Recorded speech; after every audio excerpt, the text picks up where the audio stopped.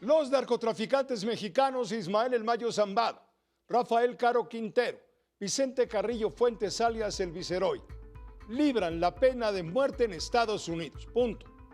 El Departamento de Justicia no solicitará tal sentencia para ninguno de los tres casos. La decisión fue autorizada por la fiscal general de los Estados Unidos, Pam Bondi. Así se lee en la carta enviada a los jueces quienes llevan estos procesos en distintas cortes federales de Estados Unidos. Caro Quintero y El Mayo Zambada se han declarado no culpables de los cargos de narcotráfico imputados. El Viceroy, Carrillo Fuentes, negocia desde hace 5 meses un acuerdo de culpabilidad. Mientras tanto, Joaquín El Chapo Guzmán se queja de incomunicación con su nuevo abogado Israel José Espinosa. En carta dirigida al juez Brian Cogan, denuncia que pese a contar desde hace 3 semanas con la autorización para visitas de la defensa, hablar por teléfono y escribirle, esto no ha ocurrido. Tampoco le han entregado 2 cartas el abogado Espinosa. El Chapo solicita al juez emitir otra orden para permitir al nuevo abogado contactarlo a fin de tratar diversos asuntos, entre ellos la solicitud para reducir medidas de aislamiento. Guzmán Loera cumple cadena perpetua, lo sabe usted, en la prisión federal ADX Florence, esto es en Colorado. Es la cárcel más segura de los Estados Unidos. La presidenta de la República desmintió que el acuerdo con Estados Unidos en materia de seguridad esté en riesgo, como publicó ayer The Wall Street Journal. Según este diario estadounidense, los cárteles mexicanos perjudican la alianza entre ambos países. Muestra de ello es la fuga del ciudadano chino Shi Dongshang, operador del cártel Jalisco Nueva Generación, quien se encontraba en arresto domiciliario y se fugó. Según la presidenta Sheinbaum, el acuerdo está prácticamente listo, solo falta confirmar fecha y firma.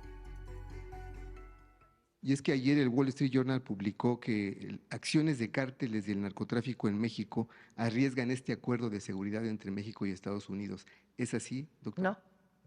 No sé de dónde saca el Wall Street Journal sus fuentes, pero no están bien sus fuentes. ¿Por qué no? Pero ¿para cuándo se tendría contemplado hacerlo? Hay acuerdo y hay colaboración y hay cooperación permanente. Y ya el texto está listo. ¿Cuándo se va a firmar? ¿Cómo se va a firmar? Pues eso ya lo tenemos que definir. Pero el acuerdo está listo. Las presiones llegan de todas partes y si no, lo comentamos, si le parece, con Javier Oliva, especialista en temas de seguridad nacional. Javier, ¿cómo estás? Muy buenas noches.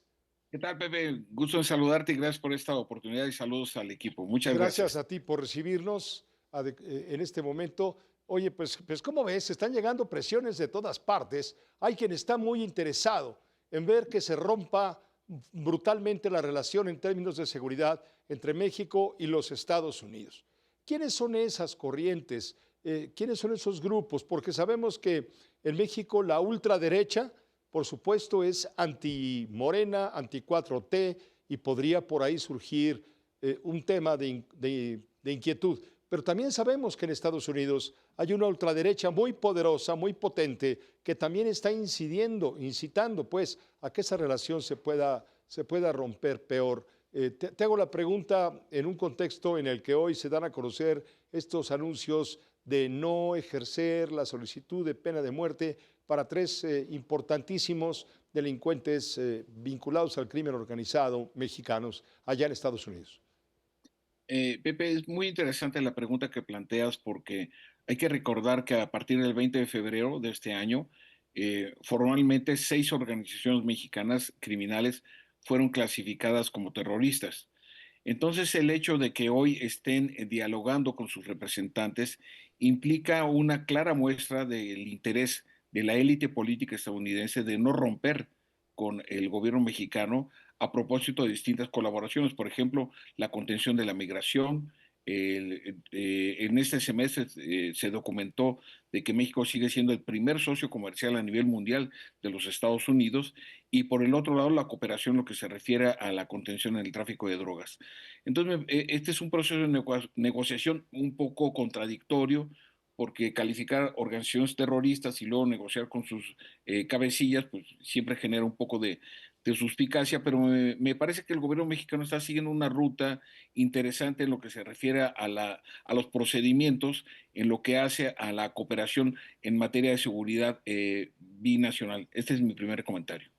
Claro, desde luego, pero insisto, hay una enorme cantidad de presiones, no solamente de quienes se oponen a Morena, sino también desde los Estados Unidos, de los sectores todavía más conservadores, que no ven con interés mayor, sino al contrario, como un gran problema el hecho de que el gobierno de la Casa Blanca quiera negociar con México un acuerdo de seguridad en términos en que no sea Estados Unidos el que prevalezca de manera dominante sobre el tema a discutir. Bueno, aquí es muy interesante.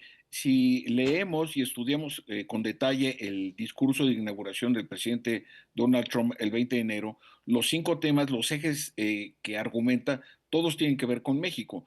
La primera orden ejecutiva que firmó, recordaremos, Pepe, fue la declaratoria de emergencia nacional en frontera sur, después la declaratoria de emergencia y mencionando a China, Canadá y México, que fueron los aranceles, después la migración, después el tráfico de drogas y el canal de Panamá, que tiene que ver con la construcción del corredor transísmico. Es decir, desde mi punto de vista, y lo he estado argumentando, y gracias por la oportunidad, Pepe, nuevamente, México es agenda de gobierno local. Es decir, ¿qué tanto Donald Trump, que ha sido uno de los presidentes peor evaluados, el peor, no solamente uno de los peores, el peor evaluado en los primeros 100 días, de acuerdo a las mediciones locales, está hablándole también a México como si fuera un asunto local? Es decir, tratar de agrupar a su base electoral anglosajona, racista, antimexicana, y que en ese sentido no necesariamente tiene que ver con la lógica de la dinámica diplomática, de seguridad, de relaciones militares con México. Me parece que es un punto que hay que atender de manera detallada. Entraste con la espada desenvainada cuando señalaste hace un momento que no te explicas, y muchos tampoco, cómo es posible que Estados Unidos, quien ha calificado a los grupos delincuenciales del crimen organizado como terroristas, esté dispuesto a negociar con terroristas y permita, por ejemplo, a la familia de Ovidio, 17 miembros, trasladarse con todo y dinero y chivas a Estados Unidos y esté ahora negociando con Ismael El Mayo Zambada, con Vicente Carrillo Fuentes y con Rafael Caro Quintero. Perdón por el uso del Kleenex, pero bueno, Rafael Caro Quintero, y aquí te hago la pregunta específica, además de todos los señalamientos criminales de delitos vinculados con la violencia y el crimen organizado, tiene encima la carga de haber asesinado a Enrique Camarena Salazar hace 40 años. Y eso, pues en Estados Unidos, los policías no perdonan que uno de sus agentes sea quitado de en medio. ¿Cómo es posible entonces que Caro Quintero haya logrado que quiten de la acusación la posibilidad de solicitar pena de muerte si él cometió un crimen? Sí, fíjate, Pepe, que es justamente de los 3 casos que estamos analizando hoy, Ismael Zambada, Vicente Carrillo Fuentes y Rafael Caro Quintero, este último es el más polémico. Eh, el sistema judicial estadounidense es así, está sujeto a negociación de acuerdo a la ley, es decir, no es algo subrepticio ni es algo ilegal. Entonces, en la medida en que, por ejemplo, Ovidio Guzmán, no se nos olvide, puso 80 millones de dólares al inicio de su juicio. ¿Cuánta fortuna han amasado estos delincuentes a partir de sus actividades criminales para poder negociar con la ley estadounidense?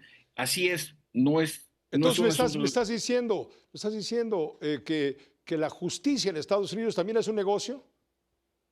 Pues son los inventores del capitalismo, ¿no? Claro, de acuerdo, entiendo. Entiendo cuál es Entonces, la... en ese sentido, pues es un asunto de conciliación, de entregar información, de entregar dinero, y en ese sentido, por eso hay varios delincuentes mexicanos que con otra identidad radican en Estados Unidos disfrutando del dinero mal habido. Entonces, sí es un proceso complicado, difícil para entender para nosotros después de tanta muerte, tanta violencia, tanto sufrimiento, y que de repente puedan llegar a un acuerdo. Entonces, claro que resulta contradictorio, Pepe, pero indudablemente que estamos en un proceso bastante complejo en donde el comercio, la migración y el tráfico de drogas forman parte de un paquete muy complejo de negociación rumbo al Tratado de Libre Comercio en su negociación en próximo mes de septiembre. Exactamente, hay muchos factores que inciden justamente en este núcleo informativo, concretamente que es tan escandaloso, tan viral. Javier Oliva, en esos términos, ¿se puede plantear un pacto de seguridad con un país que maneja la justicia de manera distinta a nuestro país? Porque tú vas a decir, bueno, es que ellos van a decir que aquí en México no hay justicia porque los que tienen que aplicarla están coludidos con el crimen. Y allá decimos, no, y los que no están coludidos, que también están coludidos, y lo sabemos muy bien, aparte negocian y sacan una ventaja. Es decir, sobre la mesa se ponen todas las cartas. Y por eso te lo estoy comentando y te pido a ti, con tu enorme experiencia y calidad Gracias, informativa de análisis, que nos ayudes a entender esta locura. Es una locura. Sí, es que aquí también, ¿de qué tamaño es la cadena de corrupción en los Estados Unidos? Muy bien, estamos en desacuerdo completo que lleguen las dosis de droga al menudeo, a las estaciones del metro de Chicago, a las zonas deprimidas de Atlanta o a Nueva York. Es decir, ¿cómo es posible que llegue la droga desde México hasta allá? Entonces, ¿quién la deja pasar? Y entonces ahí me parece que también el gobierno mexicano tiene los elementos suficientes para presionar en ese sentido. Y otro tema, el tráfico de armas.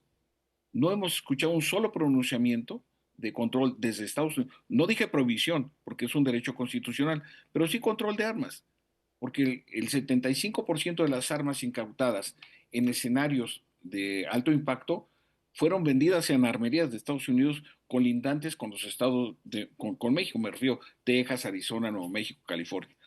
¿Dónde está la parte de colaboración? Me parece que ahí hay una parte importante en donde el gobierno mexicano puede presionar, en donde no solo se trata de exigir en el sentido del rendimiento, de cómo aportamos en el sentido de la seguridad bifronteriza, sino también qué correspondencia hay en el sentido de el control y la venta de armas. No prohibición.